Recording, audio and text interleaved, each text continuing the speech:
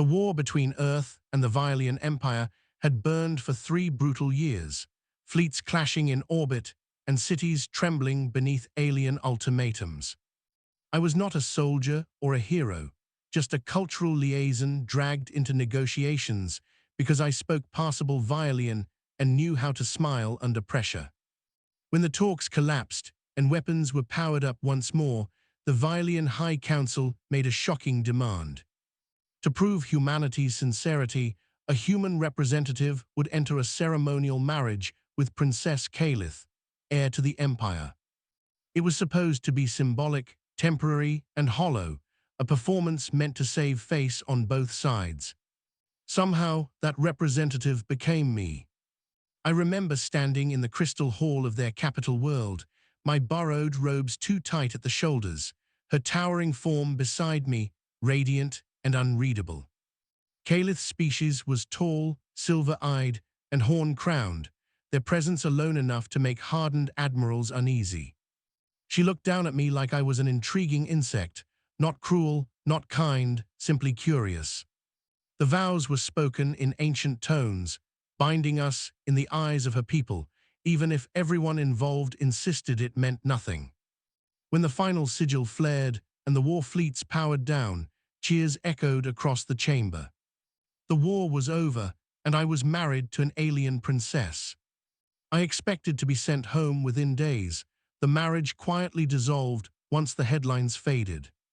Instead, I was assigned chambers within the royal spire, informed that tradition required us to remain together for one full cycle. Kalith insisted on it, her voice calm but unyielding. She said her people needed to see unity, not abandonment. Living with her was nothing like I imagined. She asked endless questions about Earth, about rain, music, and why humans laughed when afraid.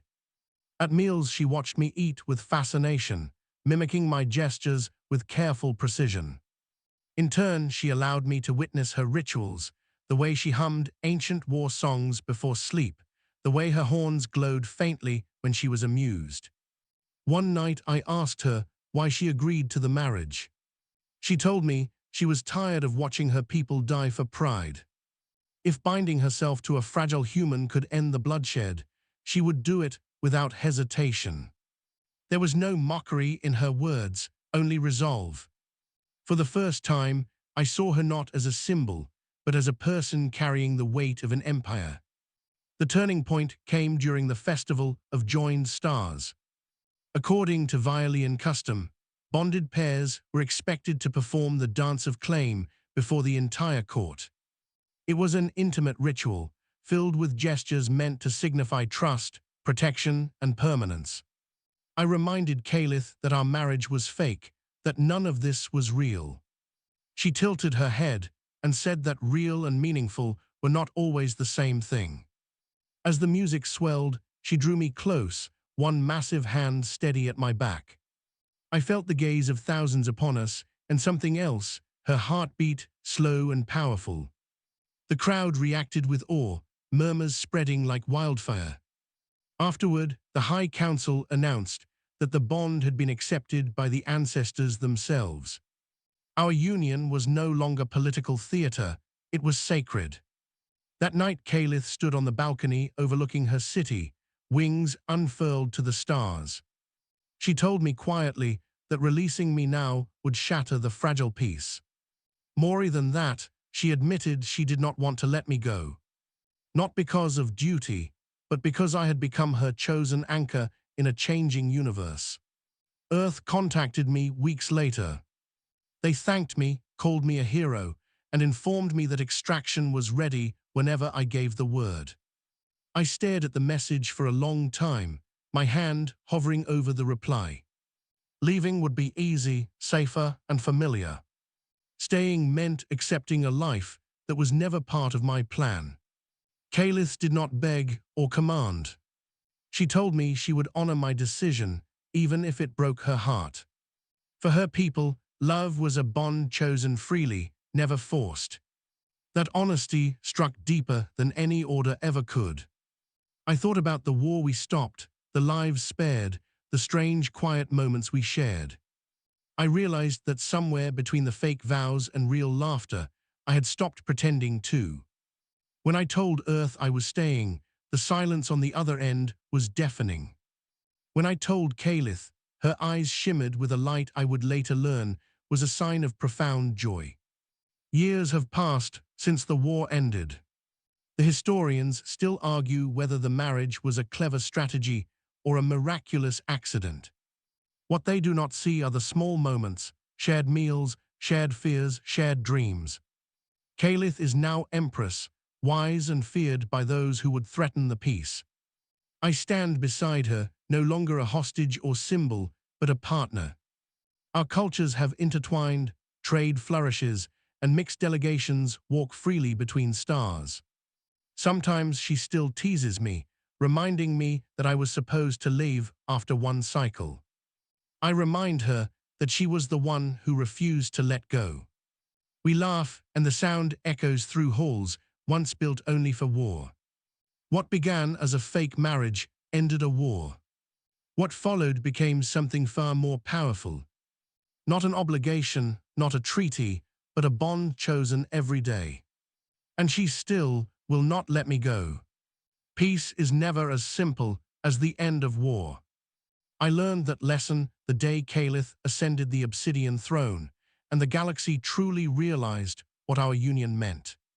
The coronation drew delegates from 100 systems, some curious, some hopeful, many openly hostile. To them I was still an anomaly, a soft-skinned human standing beside an empress whose shadow alone could silence fleets. Whispers followed me through the halls, questioning my influence, my intentions, my right to exist at her side. Kalith sensed it before I spoke a word. Her hand closed around mine in a public gesture of unity, talons resting carefully so they would not hurt me. Among her people, touch was rare in formal settings. The message was unmistakable. I was not tolerated, I was claimed. That night she told me of the fractures forming within the empire. Old warlords who believed peace made them weak, nobles who feared cultural dilution, generals who resented a human voice near the throne. They would not move openly, not yet. But they were watching, waiting, measuring her resolve. And through it all, they measured me most of all. I offered to step back, to become invisible if it would ease the tension. Kalith turned to me slowly, her expression unreadable until her eyes softened. She told me an empress who hid her bond invited challengers. Strength to her people was not domination but certainty. And she was certain of me. Days turned into months.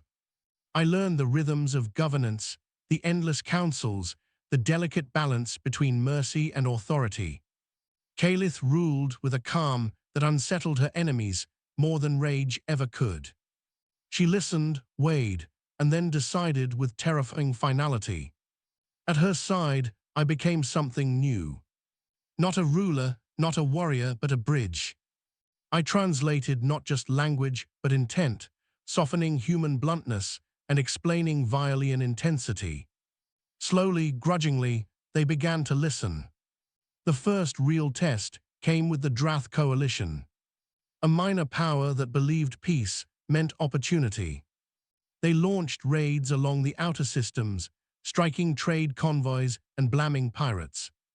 The High Council demanded retaliation. The old way would have been swift annihilation. Kalith asked me what Earth would do. I told her we would talk first and strike only if words failed. She considered this longer than anyone expected. Then she summoned the Drath Env and invited them to speak beneath the throne.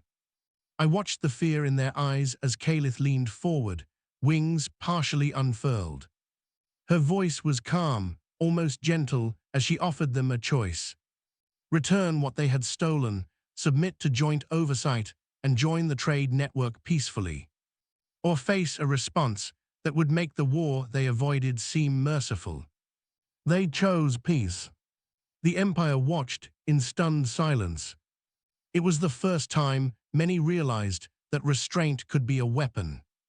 That night Caliph rested her forehead against mine, a deeply private gesture among her kind.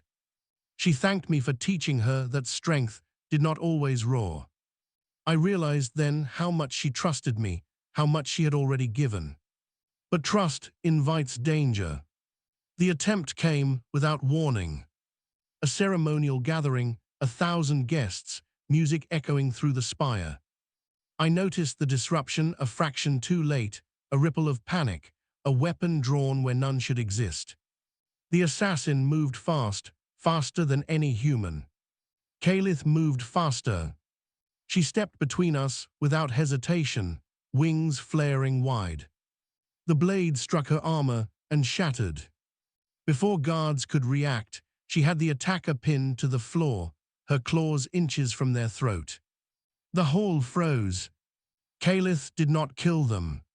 Instead, she ordered a full investigation, public and merciless. The conspirators were revealed within days, nobles who believed removing the human would restore the old order. Their punishment was exile rather than execution. Another shock to tradition. Caliph explained that a peaceful empire must break cycles of blood, even when it hurts. In private, however, her hands trembled. She admitted the fear she felt, not for herself, but for me. The idea of losing me, she said, was more terrifying than any war.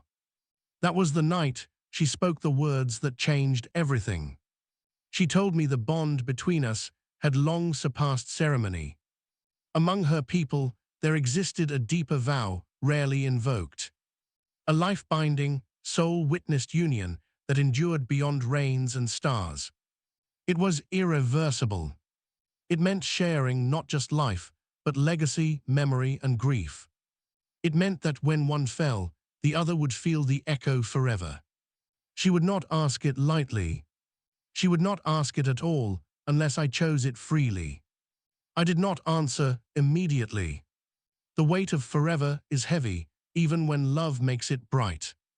I thought of Earth, of aging parents, of a planet that would always be home, but never again whole without me. I thought of Caliph, of the universe she carried, of the peace balanced on her resolve. Days passed in quiet understanding. She did not pressure me. She did not withdraw. She waited, trusting me as she always had. The answer came not in council chambers or grand moments. It came when I watched her address refugees displaced by the war. She knelt before them, wings folded, listening to their pain without defense or distance. In that moment, I saw not an empress or a warrior, but a being who chose compassion, even when power made it unnecessary. I chose then. The binding took place beneath twin stars, witnessed only by ancient sentinels and the silent void. There were no crowds, no politics, no strategy. Only two beings standing at the edge of everything they had survived. The bond burned and sang, and settled into something warm and unbreakable.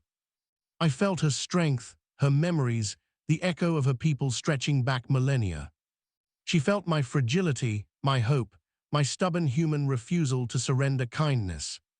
When it ended, she rested her brow against mine and laughed softly. She said I was hers now, in every way that mattered. I told her she always had been. The galaxy still tests us. Peace is maintained, not inherited. But we face it together, human and alien, equal in choice if not in form. What began as a fake marriage ended a war. What followed reshaped an empire. And what remains is not obligation, but devotion strong enough that even the stars must make room for it. Time changes, even empires. I learned that as the children of peace grew old enough to ask questions about the war they never knew, they gathered in learning halls and open plazas, human and Violian together. They asked why the stars had once burned with weapons instead of trade lanes. They asked why fear ruled when understanding could have ruled instead. Caliph answered them honestly. She never softened the past, never hid the cost of pride and vengeance. She told them peace was not born from power alone, but from choice renewed every day. And when they asked about me, about the human who stood beside her throne, she only smiled. The galaxy still tested us, just more quietly now. Political pressure replaced open conflict, influence traded instead of missiles. Some systems resented the stability we created, because chaos had once been their advantage. The greatest challenge came not from enemies, but from time itself. I was human. I aged slowly at first, then more noticeably. Among the Violians, lifespan stretched long, measured in centuries rather than decades. I noticed the glances, the careful silence of advisors who feared the obvious truth. One day, Calith would look the same while I would not. I tried to prepare myself for it. Calith refused to let me carry that burden alone. She told me that love was never measured by length, but by depth. Still, I saw the way her gaze lingered on me as years passed, as if memorizing every detail. The Empire proposed solutions. Longevity treatments, stasis cycles, even full consciousness transfer into synthetic forms. Each offer carried a price that felt too high. I did not want eternity if it meant losing what made me human. Calith supported my refusal, even when it hurt her. She said she loved me for who I was, not how long I could remain. That choice, more than any vow, proved the truth of our bond. As my hair silvered, another change unfolded. Human worlds flourished under the long peace. Exploration reached farther than ever before. Joint crews charted regions once considered unreachable. They named a sector after the treaty that ended the war. Not after our marriage, not after a battle, but after the concept of accord. I stepped back from public duties as my strength waned. Calith never reduced her presence beside me. In council halls, she stood as empress. In private, she was simply my partner, steady and warm. When the day finally came that my body began to fail, it did not come with fear. It came quietly, like dusk after a long day. Calith held me as healers spoke in careful tones, their science powerless against time. I told her not to grieve yet. I reminded her that I had lived more fully than I ever imagined. That a fake marriage had given me a life that reshaped the stars. Her tears fell silently, glowing faintly as they touched my skin. Among her people, tears were rare, sacred. She did not hide them from me. When the end came, it was gentle. I felt her presence even as the world faded. The bond between us did not break. It softened, transformed, but did not disappear. The Empire mourned, not with silence, but with resolve. Calith declared a day not of sorrow, but of remembrance. A day when every system paused to reflect on the cost of peace and the courage required to choose it. She ruled on, wiser, quieter. Never distant, never hardened. Those who feared her loss were wrong. She did not become weaker. She became enduring. Long after my name faded from common speech, my influence remained. In policies that favored dialogue. In borders drawn with empathy rather than dominance. In an empress who still looked to the stars and spoke to me in the quiet moments. The bond echoed across time. Not as pain, but as presence. A reminder that love once bridged two species and refused to let the universe forget. What began as a fake marriage ended a war. What followed reshaped civilizations. And what endured proved that even in a galaxy ruled by power, the strongest force was always the choice to hold on.